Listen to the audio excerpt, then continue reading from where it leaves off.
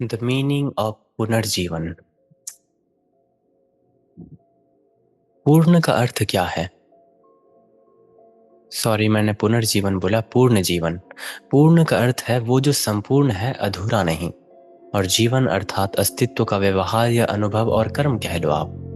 तो पूर्ण जीवन वो अवस्था है जहां जीवन का प्रत्येक आयाम शारीरिक, मानसिक, सामाजिक और आध्यात्मिक या फिर जो भी है, साम्य और पूर्णता में बहता हो। ये केवल एक गहन बाहरी उपलब्धि नहीं है, इसका कोई प्रश्न नहीं। ये भीतर से जागी हुई पूर्ण चेतना का विषय है। एक ऐसा जीवन जो टूटे हुए टुकड़ों को जोड़ता नहीं, बल्कि अखंड अनुभूति प्रदान करता है। आखिर क्यों अधिकांश लोग केवल अस्तित्व में फंसे हैं? अधिकांश लोग सांस लेते हैं, काम करते हैं, चाहते हैं और डरते हैं, पर उनकी चेतना बटी रहती है। एक हिस्सा कल की चिंता में खोया है, दूसरा हिस्सा खुशी के पीछे दौड़ने में, तीसरा हिस्सा अपनी पहचान, नाम, रूप, रोल जो कुछ भी है उसमें चिपकने में है। इसे टूटे होने का परिणाम है उनका जीवन का अनुभव, सतत विखंडित है उनका असंतुष्टि होना। तो वो जीवन को जीते नहीं, केवल गुजारते हैं। और ये बहुत ही गूढ़ प्रश्न बनता है यहाँ पे। एक इम्पॉर्टेंट सी चीज है ये, पूर्णता और बस अधूरापन। मृत्यु विद्या और पूर्ण जीवन विरोध नहीं, साथी हैं। मृत्यु विद्या कहती है जो मृत्यु से आंख मिलाकर बैठ सकता है वही पूर्ण हो सकता है। इसका कारण सरल है। जब मृत्यु को नकारना बंद कर देते हैं हम, तब जीवन की नाजुकता अपना वास्तविक रंग दिखाती है। हर एक क्षण अनमोल बनता है। छोटी छोटी बातें भी गूढ़ अर्थ से उभरती हैं। मृत्यु की स्वीकृति जो भय घटता है, भय घटने पर मन मुक्त होता है, और मुक्त मन ही पूरा अनुभव करता है। मुक्त मन मुक्ति का द्वार है। तो इसके 4 आयाम हैं, इसको आप एक एक करके अच्छे से सुनना। पूर्ण जीवन के 4 आयाम। शारीरिक पूर्णता, शरीर का सम्मान करना।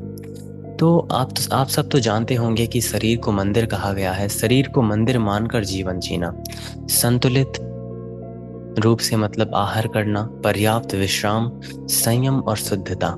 शरीर को जीवन का उपकरण समझना, ना कि पहचान समझना। आमतौर पर हम इसको पहचान बना बैठे हैं कि ये मेरा नाम है और इसके साथ मैं जुड़ा हूँ, एंड ये मेरा पहचान है समाज के लिए। लेकिन जब शरीर का आधार मजबूत होता है तो अनुभव गहरा होता है। उसके बाद आता है एक और आयाम जो है मानसिक, भावनात्मक पूर्णता। मन की एकता, भय, लालसा, जलन, इनसे मन बढ़ जाता है। एक एक करके हमारे अलग सूक्ष्म मन बन जाते हैं। मानसिक स्वतंत्रता का अभ्यास, पुरानी प्रवृत्तियों को देखना, उसको स्वीकार करना और उन्हें प्रेम पूर्वक परिवर्तन की अनुमति देना।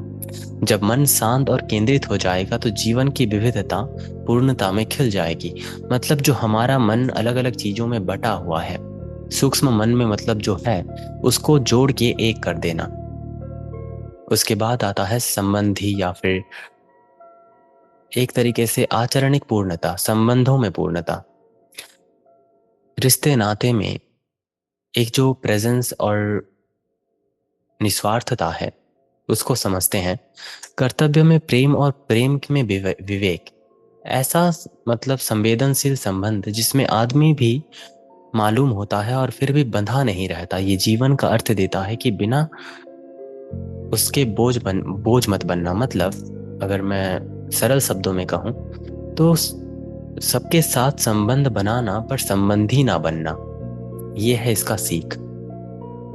आप संबंध बनाओ, जितने भी मित्र बना सकते हो बना लो, या फिर परिवार में जिनके साथ भी अच्छे संबंध रख लो, लेकिन संबंधी मत बनना। इसका ये नहीं कि उनके साथ रिश्ता नाता मत रखना, लेकिन रिश्ता नाता रखते हुए भी उसका उसके साथ उलझना नहीं, पूरी तरह में उसमें डूब जाना, या फिर जो छोटी छोटी चीजें हमें दुख देती हैं, जो हमको भटका देती हैं हमारे रास्तों से, उससे मत चिपकना। यही है एक और आयाम, संबंधी आयाम। अब आता है आध्यात्मिक पूर्णता, साक्षी चैतन्य। ये सब में है वो मतलब अंदरूनी जगह जहां में सब दिखता है।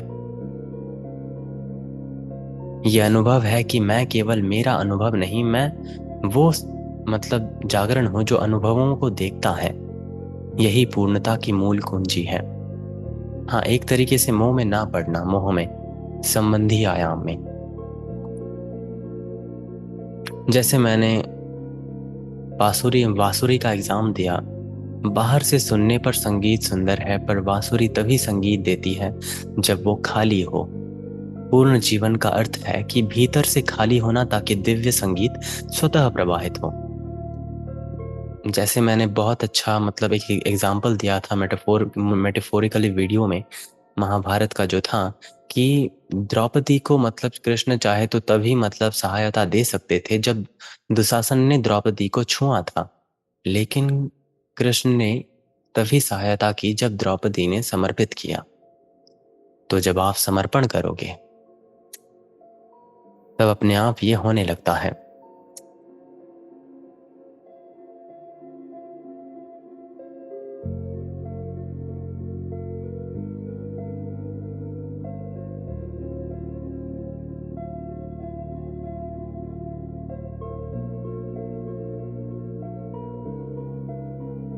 एक बगीचा जहां हर फूल अलग तरह खिलता है। पूर्ण जीवन वो है जहां आप हर फूल की उपस्थिति में आनंदित हो जाओ, न केवल अपनी पसंदीदा कली में मतलब अटके रहो। या फिर सागर और बूंद की बात कह लो। बूंद जब जान लेती है कि मैं सागर में मतलब समाहित होकर स्वयं सागर बनूंगा, तब वो समर्पित करती है सागर के प्रति।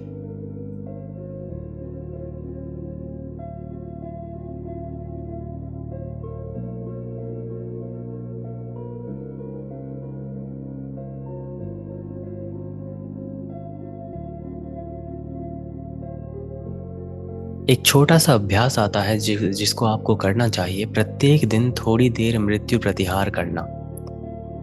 धीमी सांसों के साथ ये स्वप्न करना कि ये क्षण वापस नहीं आएगा।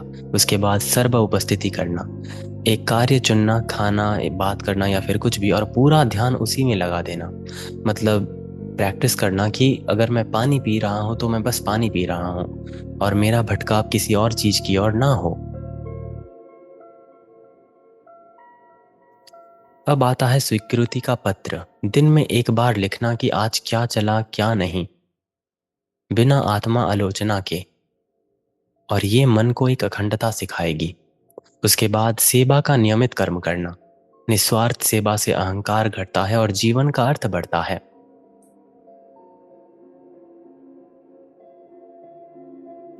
और उसके बाद नित्य स्मरण करना, सुबह शाम एक छोटा सा मंत्र कि मैं जीवित हूं, मैं मरता भी हूं और मैं इसीलिए संपूर्ण होकर जीता भी हूं। जीवित हूं, मरता भी हूं, इसीलिए मैं पूर्ण रूप से जीता हूं। इसके अर्थ को आप मतलब अपने आप ही समझने का प्रयास कीजिए कि मैं किस चीज की बात कर रहा हूं।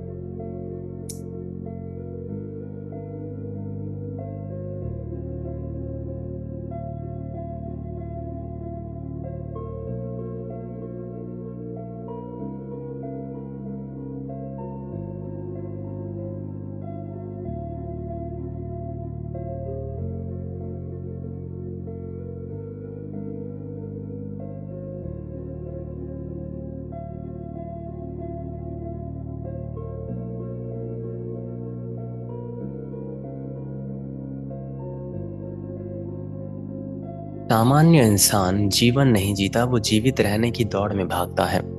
हर क्षण उसे किसी अगले क्षण तक पहुंचने की जल्दी होती है। इसको समझिए आप, हर क्षण किसी अलग क्षण में पहुंचने की जल्दी, कुछ पाने की, कुछ सुरक्षित करने की और मृत्यु से दूर भागने की। वो बनने की कोशिश में पर कभी होने का स्वाद नहीं चख पाता।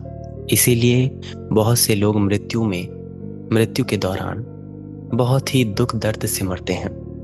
वो बनने की कोशिश में कभी होने का स्वाद नहीं चखता। उसके भीतर सतत एक बेचैनी है कि कुछ छूट ना जाए, कुछ खो ना दूं। यही भय उसे वर्तमान से दूर रखता है। पर जब साधक ने अमर तत्व का साथ स्वाद पा लिया, जब उसने मृत्यु को आंखों में देखकर पा लिया, मृत्यु तो केवल छाया है, तब भीतर एक अद्भुत परिवर्तन घटित होता है। अब वो मृत्यु से भागता नहीं, उसमें आराम करता है। अब वो जीवन को किसी लक्ष्य तक पहुंचने की दौड़ नहीं मानता, बल्कि एक पूर्ण नृत्य मानता है। भय से नहीं, पूर्णता से जीना। अब उसके भीतर एक नया केंद्र जागता है, जहां कुछ पाने की आकांक्षा नहीं, प्रकट होने की सहजता बची हो। वो जब जीवित रहने के लिए नहीं जीता, उसमें अभिव्यक्त होने के लिए जीता है। उसका हर कर्म एक आत्मा का प्रस्फुटन बनता है। हर शब्द जो वो बोलता है, हर क्रिया जो करता है, हर दृष्टि जो देखता है, एक अर्पण बनती है अनंतता के प्रति, भीतर बसे हुए अनित्य आत्मा के प्रति, उसके चरणों में। कुछ संचय नहीं करता, क्योंकि उसे ज्ञात है कि जिससे वो बना है ना, जिस चीज से, वही अनंत है। वो केवल प्रकट करता है। उसकी हर सांस एक स्तुति बनती है, हर निशब्दता प्रार्थना, उसकी हर एक मुस्कान अस्तित्व की प्रति एक कृतज्ञता बनती है। ऐसा जीवन जहां कुछ अधूरा नहीं रहता, कुछ टलता नहीं, हर एक क्षण अपने आप में पूर्ण हो जाना। ये जीवन समय में नहीं जीता, हर एक क्षण संपूर्णता बनती है। पूर्ण जीवन यही है, पूर्ण ब्रह्म यही है।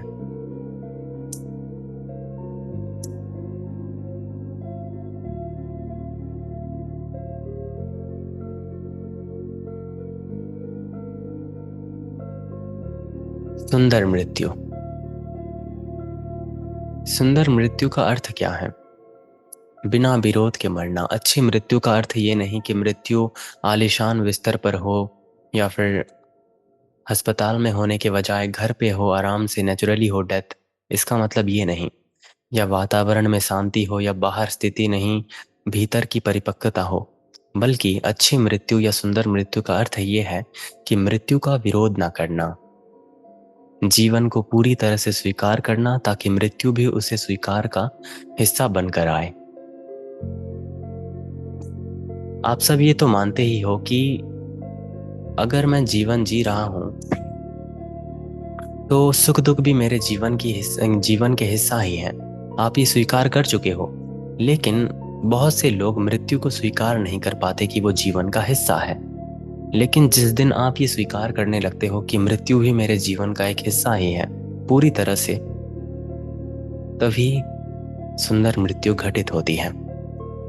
जिसने सचेत होकर जीना सीख लिया, उसके लिए मरना कोई नई बात नहीं होती, क्योंकि उसने हर दिन थोड़ा थोड़ा मरना सीखा है, अहंकार से, वासनाओं से, अपेक्षाओं से। वो मृत्यु को उसी तरह देखता है जैसे कोई दिन में अंतः संध्या को देखता है, शांत, सुंदर, कृतज्ञता से भरा हुआ। जो व्यक्ति जागृत होकर जीता है, वो अंतिम श्वास की प्रतीक्षा नहीं करता सरेंडर करने के लिए। उसका समर्पण तो पहले ही पूर्ण हो चुका होता है। तो अच्छी मृत्यु का अर्थ यह है कि अब कुछ भी अधूरा नहीं रह गया। कोई प्रेम अनकहा नहीं, कोई सत्य अनजान नहीं, कोई क्षमा अधूरी नहीं। जीवन को उसने पूर्णता से जिया। हर हंसी, हर आंसू, हर मौन, सब अर्पित कर दिया। अब उसके लिए मृत्यु सिर्फ एक धीमी लंबी सांस छोड़ने जैसा अनुभव है, एक अंतिम निश्वास जो किसी अंत की नहीं बल्कि पूर्णता का घोषणा हो।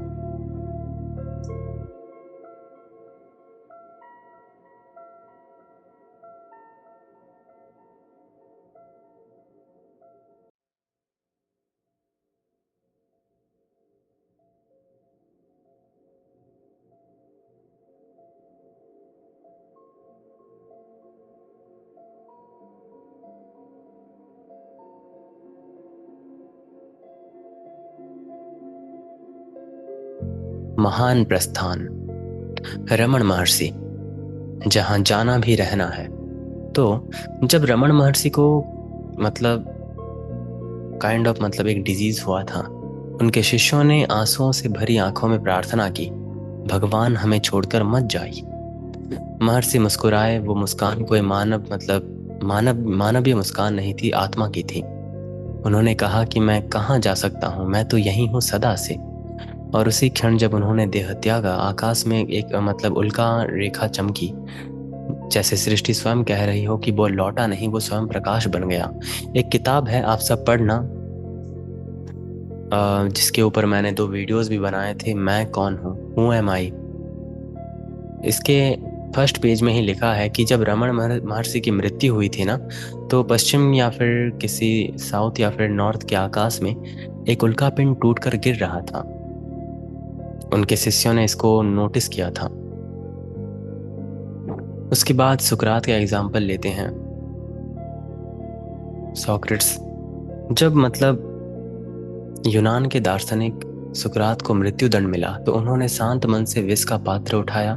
वो अंतिम क्षणों तक अपने शिष्यों से आत्मा की अमरता पर चर्चा करते रहे। उन्होंने कहा कि मृत्यु या तो एक स्वप्नहीन नींद है या फिर बुद्धिमानों की आत्माओं से मिलने की यात्रा है। दोनों ही स्थितियों में ये भय का विषय नहीं है। कितना डीप है ये अगर आप देखो तो। मृत्यु या तो एक स्वप्नहीन नींद है जहाँ पे सपना नहीं आता, एक गहरी अनंत नींद, या फिर एक बुद्धिमानों की आत्माओं से मिलने की यात्रा है। और दोनों ही स्थितियां बहुत ही आनंदमय हैं, भय का कोई विषय ही नहीं है यहाँ पे। और फिर उन्होंने शांति से मुस्कान के साथ अंतिम सांस लिया। ये कोई अंत नहीं था, ये वो क्षण था जहां ज्ञान अनुभव बन गया। जापान का एक बौद्ध भिक्षु, मृत्यु को कविता बना देना, ये और भी मतलब दिलचस्प हो जाता है। तो 18वीं सेंचुरी के वक्त एक साधक भिक्षु मृत्यु के कुछ क्षण पहले ही अपनी आंख बंद करके शांत स्वरों में एक हाइकू लिख रहे थे, मतलब कविता। मृत्यु आरंभ है, पतझड़ की हवा बिखेरती है पत्ते, पर जड़ें मौन विश्राम में हैं। इसका मतलब क्या बनता है? और वो उसी मौन में समा गए जैसे शब्द स्वयं शून्य में लौट आए हों। ये मृत्यु नहीं थी, ये प्रकृति की लय में विलीन हो जाने का एक नृत्य था। इन तीनों महापुरुषों ने एक सनातनता को जिया था। ये पहले ही मृत्यु का अभ्यास कर चुके थे। उन्होंने अपने अहंकार, अपनी पहचान, अपनी भय को जीवित रहते हुए त्यागा था। इसीलिए जब शरीर की मृत्यु आई तो वो उनके लिए कोई नया अनुभव नहीं, केवल अंतिम स्वीकृति का श्वास था। और यही है पूर्ण जीवन।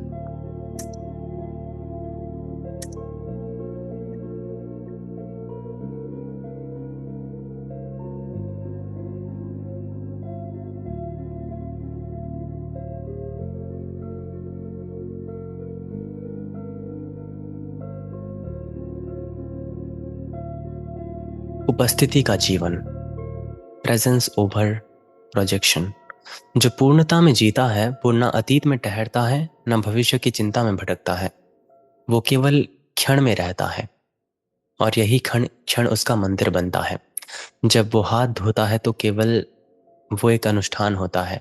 जब वो चलता है तो वो एक ध्यान होता है। मैंने जो पहले बोला था, जब वो देखता है तो उसके भीतर साक्षी जागता है। वो जानता है कि क्षण ही ईश्वर है।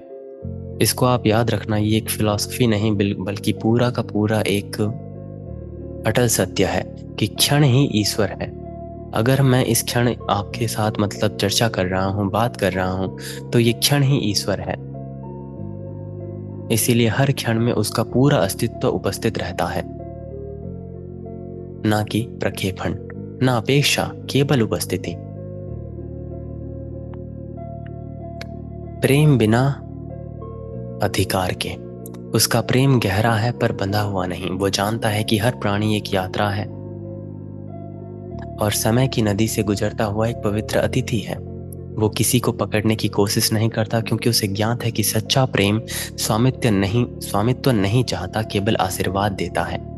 वो प्रेम करता है जैसे सूर्य प्रकाश देता है, बिना शर्त, बिना अपेक्षा के। उसका प्रेम स्वतंत्र है, जो किसी को बांधता नहीं बल्कि पूर्णता से मुक्त करता है। सरलता और संतोष।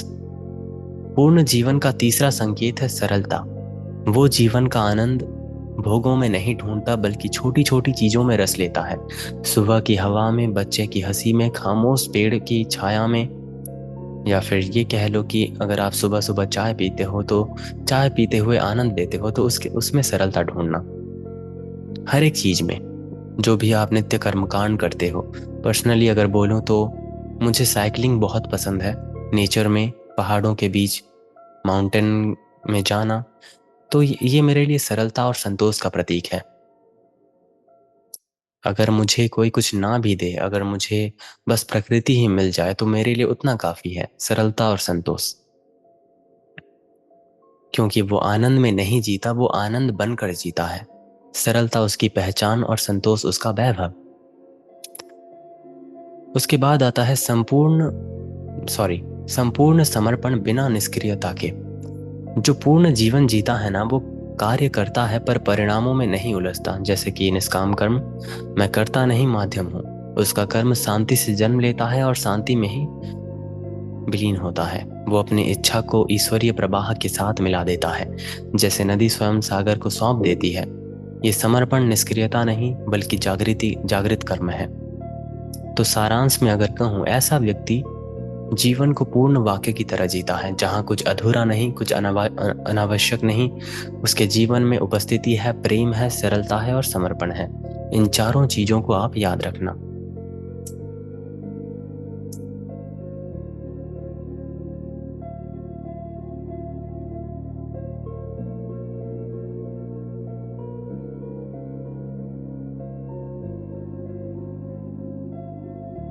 तो ये वही प्रैक्टिस है जिसको मैंने पहले भी बोला था। पूर्ण जीवन जीने के लिए हर दिन थोड़ा थोड़ा मरना आवश्यक है। ये कोई दुखद मृत्यु नहीं, शारीरिक मृत्यु नहीं, बल्कि एक पवित्र मुक्ति है। जब जब दिन समाप्त होता है तो धीरे से अपने आप से कहना कि मेरे भीतर आज एक और दिन मर गया, मैं इसे कृतज्ञता से विदा करता हूँ। और फिर रात को मौन में उतर जाना, जैसे कोई नदी अपने सागर में समा जाए। भावनाओं भावनाओं में मृत्यु, मरने का ध्यान। जब क्रोध उठे तो मर जाओ उसमें। क्रोध को प्रतिक्रिया में मत बदलना, बस उसे देखना कि और उसे दीपक की तरह बुझा देना। आपका मौन उसी राख में बन जाएगा। जब अहंकार उठे तो मर जाना उसमें। अहंकार को रक्षा मत देना, उसे प्रकट होते हुए दिखाना नहीं, और वो खुद में ही गिर जाएगा, जैसे पत्ते पतझड़ में झड़ जाते हैं। जब वे अपेक्षाएं चिपकें तो मर जाना उसमें, कि मुझे ये मिलना चाहिए। ये एक सूक्ष्म भय है, और उस भय को पहचान के छोड़ देना। इसी तरह हर मृत्यु एक शुद्धि है। हर बार जब आप किसी झूठे पहचान, किसी असत्य भाव से मरते हो, तो आपके भीतर हल्के से एक रियलाइजेशन का एक झोंका आता है। आपकी चेतना स्वच्छ होती है, जैसे कोई नदी धीरे धीरे अपना मैल छोड़ती जाती है। ये प्रतिदिन मरना आत्मा की सफाई का साधन है। और जब वास्तविक मृत्यु आएगी, तब वो कुछ नहीं ले जा पाएगी, क्योंकि आप पहले से ही सब कुछ छोड़ चुके हो इस संसार में। जो प्रतिदिन असत्य में मरता है, वो प्रतिदिन सत्य में जन्म लेता है। इसीलिए प्रतिदिन थोड़ा थोड़ा मरना सीखना, अपने अहंकार में, अपने भय में, अपने परिणामों की चाह में। हर रात जब आप सोने जाओ तो उसी मृत्यु का ध्यान बनना। हर सुबह जब आप उठो तो उसे नया जन्म देना। यही है अमर जीवन की तैयारी। इस साधना का उद्देश्य मृत्यु से बचना नहीं, बल्कि मृत्यु के साथ एक होना है, एकाकार होना है।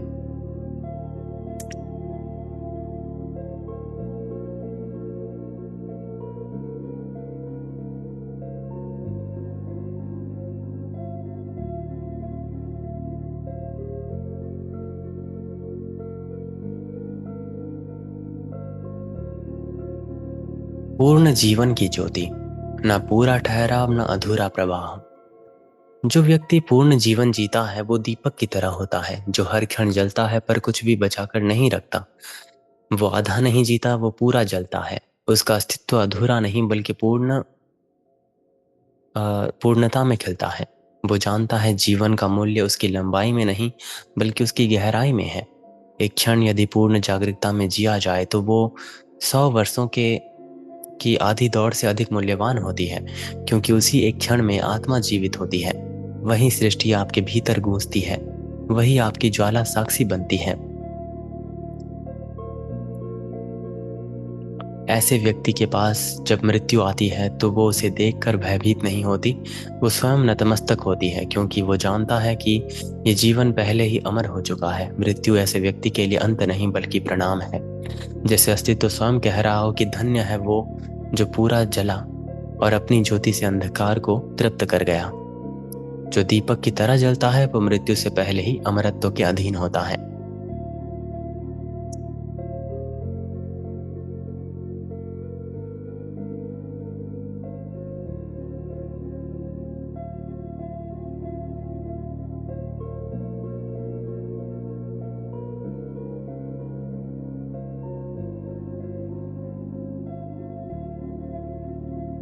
जब चेतना जागृत होती है, जब देखना पूर्ण होता है, तब जीवन और मृत्यु विरोध नहीं रचते। ये एक ही नृत्य के दो मुद्राएं बनती हैं, एक उठान एक अवसान, एक तरंग एक विराम, एक आगमन एक विलय। अब आप देख पाते हो कि जीवन और मृत्यु एक सांस के दो छोर हैं, एक ही श्वास के दो लहर हैं। जैसे कि मैंने पहले भी बोला, सांस लेना जन्म, सांस छोड़ना मृत्यु, और दोनों के बीच जो विराम है वो ना जीवन है ना मृत्यु, वो तो शाश्वतता है, इटर्निटी। वही अमरत्व का महान केंद्र है। जब ये दृष्टि आती है तो हर एक क्षण में आप ये नृत्य देखने लगते हो। दिन और रात, जन्म और मृत्यु, उठान और पतन, सब एक ही तान में गूंजते हैं। अब मृत्यु का नाम सुनकर भय नहीं उठता, क्योंकि आप देख लेते हो कि वो तो केवल ताल का दूसरा स्वर है।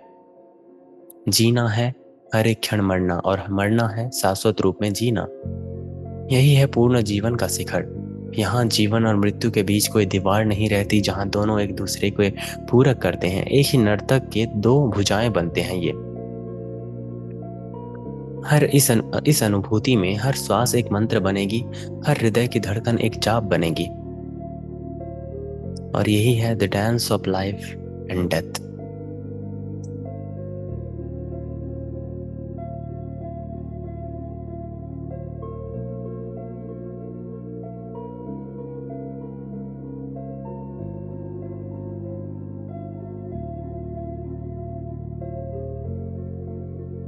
सुबह जब पहला प्रकाश आकाश में फैलता है तो उसमें थोड़ी गहरी सांसें लेना देखकर, यह दिन एक उपहार है, शायद मुझे अगला ना मिले। ये वाक्य भयभीत नहीं है, ये कृतज्ञता से कहना है इसको। महसूस करना कि हर एक सांस, ये प्रकाश, ये शरीर, ये अवसर, सब कुछ अस्तित्व ने आप में प्रेम बस दिया है। अस्तित्व आपसे प्रेम करता है, इसीलिए आपको जीवन मिला। ये क्षण में भीतर एक गर्माहट उठेगी, कृतज्ञता की ज्वाला। उसे अपने पूरे अस्तित्व में फैलने देना, ये दिन की शुरुआत या पहला ध्यान है। सूर्योदय के समय ऐसा करना। उसके बाद मध्याह्न, उपस्थिति की जांच। जब दिन के बीच में मतलब कार्य में लिप्त हो, आप विचारों में व्यस्त हो, 1 मिनट के लिए रुक जाना। घड़ी मत देखना, सिर्फ एक पूर्ण मिनट सांस पर ध्यान देना। देखना कि आप सचमुच जीवित हो क्या। बस थोड़ी देर महसूस करना, सांस का उठना, शरीर का कंपन, मन की हलचल, सबको एक साथ वर्तमान में ले आना। आप देखोगे एक क्षण की ये स्थिरता पूरे दिन के केंद्र में बन जाएगी। ये एक दोपहर की साधना, क्या मैं सच में जीवित हूं? यदि उत्तर हाँ है तो आप मतलब पूर्णता से जीवन का प्रारंभ करोगे। रात्रि में जब दिन ढल जाए और रात की शांति उतरने लगे, बिस्तर पर जाने से पहले अपने हृदय से प्रश्न पूछना कि यदि ये मेरा अंतिम रात्रि हो तो क्या मैं शांति में हूं?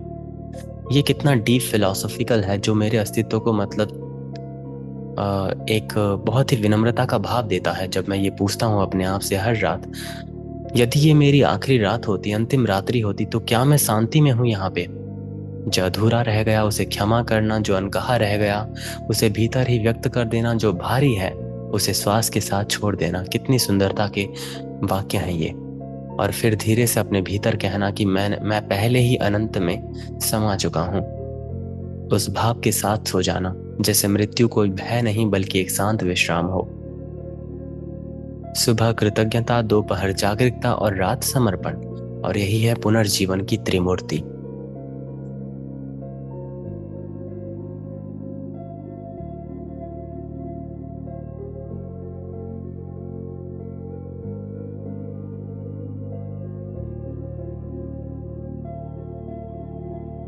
तो आखिर में जब हमने मरना सीख लिया, हमने जीना भी सीख लिया, क्योंकि मृत्यु जीवन का अंत नहीं, वो एक दर्पण बन जाएंगे जो जीवन को पूर्ण बना देंगे। जब हमने पूर्ण जीवन का अनुभव किया तो हमने जान लिया कि जीवन स्थिरता नहीं बल्कि जागरूकता की एक गति है। हर क्रिया में ईश्वर का स्पंदन बह रहा है, हर सांस में दिव्यता की धड़कन धड़क रही है। पूर्ण जीवन जीना मतलब अपने भीतर की चेतना की धारा को पहचान लेना, जो सृष्टि के प्रत्येक कण में नृत्य कर रही है। अब आप वो नहीं जो कुछ कर रहा है, अब आप वो हो जो स्वयं सृष्टि के माध्यम से कर रहा है।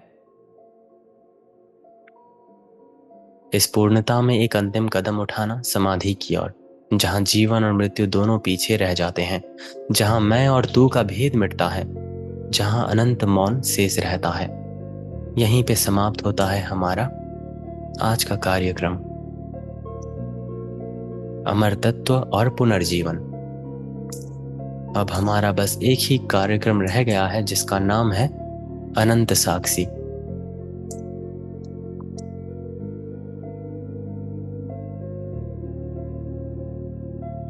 तो अगर आपके मन में कोई सवाल हो या फिर कुछ पूछना हो तो आप पूछ सकते हो।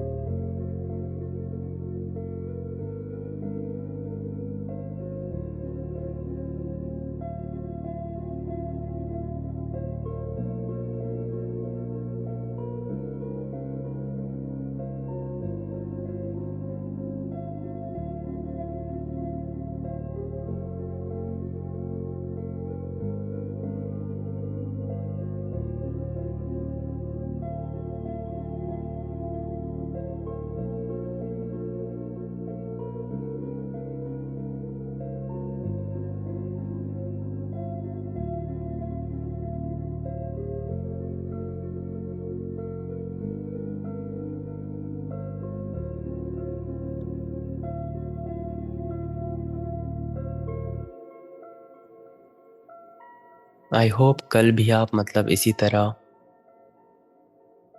ज्वाइन होगे हमारे आखिरी सेशन में,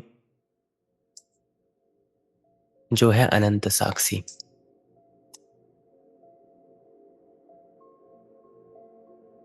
केवल 13 सेशन हुए हैं, क्योंकि आखिरी मौजूद है, कल हम करेंगे।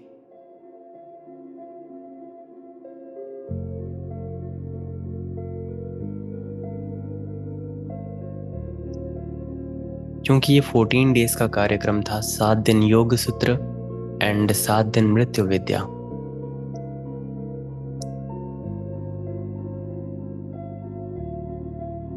एंड मैंने एक्चुअली आज 2 सेशन ले लिया, इसीलिए थोड़ा मतलब ऑड लग रहा होगा।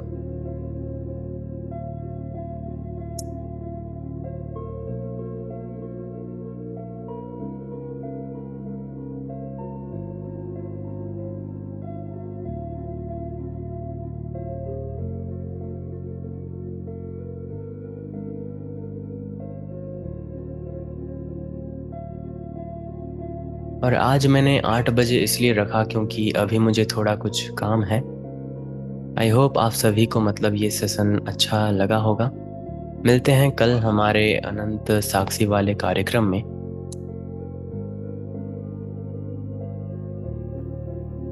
आप सभी का मूल्यवान समय देने के लिए बहुत बहुत धन्यवाद।